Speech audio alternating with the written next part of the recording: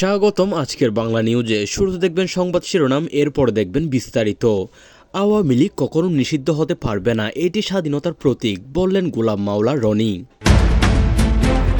এরপর দেখবেন আওয়ামী লীগ ফিরলে দেশে সবার আগে সমন্বয়কদের বিচার হবে বললেন ওয়াইদুল কাদের। এরপর দেখবেন মির্জা ফখরুলকে বিএনপির থলের বিড়ার বললেন ব্যারিস্টার রুমিন ফারহানা। রাজাকাররা কিভাবে শাপলা মার্কা পায় বললেন মির্জা আব্বাস।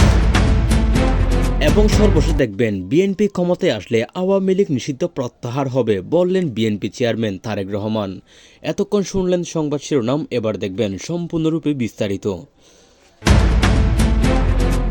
বিএনপি ক্ষমতায় এলে আওয়ামী লীগের উপর আরোপিত যে কোনো নিষেধাজ্ঞা প্রত্যাহার করা হবে, এমন মন্তব্য করে দেশের রাজনৈতিক অঙ্গনে নতুন করে ব্যাপক আলোচনা ও বিতর্কের সূচনা করেছেন বিএনপির চেয়ারম্যান তারেক রহমান।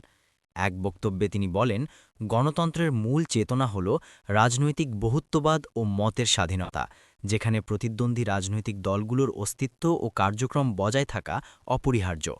তার মতে, কোনো রাজনৈতিক দলকে নিষিদ্ধ করা গণতান্ত্রিক সংস্কৃতির পরিপন্থী এবং এতে রাজনৈতিক সংকট আরও গভীর হয়।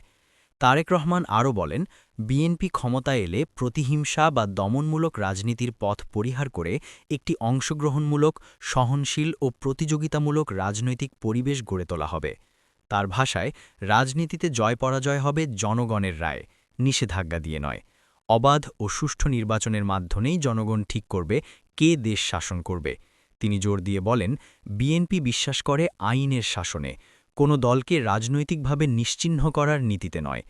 তিনি অতীতের অভিজ্ঞতার কথা উল্লেখ করে বলেন, রাজনৈতিক দল নিষিদ্ধ করার সিদ্ধান্ত কখনোই দেশের গণতান্ত্রিক স্থিতিশীলতা নিশ্চিত করতে পারেনি, বরং তা সমাজে বিভাজন, অনাস্থা ও সংঘাত বাড়িয়েছে।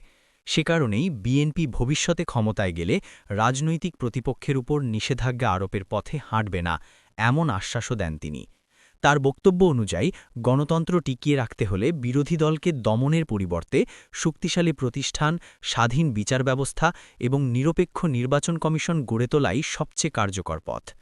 এই বক্তব্য প্রকাশে আসার পর রাজনৈতিক মহলে মিশ্র প্রতিক্রিয়া দেখা গেছে। আওয়ামী লীগপন্থী বিশ্লেষকদের কেউ কেউ এটিকে রাজনৈতিক কৌশল বা পরিস্থিতি নির্ভর বক্তব্য হিসেবে দেখছেন। অন্যদিকে কিছু রাজনৈতিক পর্যবেক্ষক মনে করছেন, এটি বিএনপির পক্ষ থেকে ভবিষ্যৎ রাজনীতিতে একটি সমঝোতামূলক ও অন্তর্ভুক্তিমূলক অবস্থানের ইঙ্গিত। তারা বলছেন, এ ধরনের বক্তব্য নির্বাচনী পরিবেশে উত্তেজনা কমাতে ভূমিকা রাখতে পারে। সব মিলিয়ে বিএনপি ক্ষমতায় এলে আওয়ামী লীগের উপর থাকা নিষেধাজ্ঞা প্রত্যাহারের ঘোষণা দেশের রাজনীতিতে নতুন মাত্রার আলোচনা তৈরি করেছে। এই বক্তব্য ভবিষ্যৎ রাজনৈতিক সমীকরণ, দলগুলোর পারস্পরিক সম্পর্ক এবং নির্বাচনী পরিবেশে কী ধরনের প্রভাব ফেলবে তা নিয়ে এখন রাজনৈতিক অঙ্গন ও সাধারণ মানুষের আগ্রহ।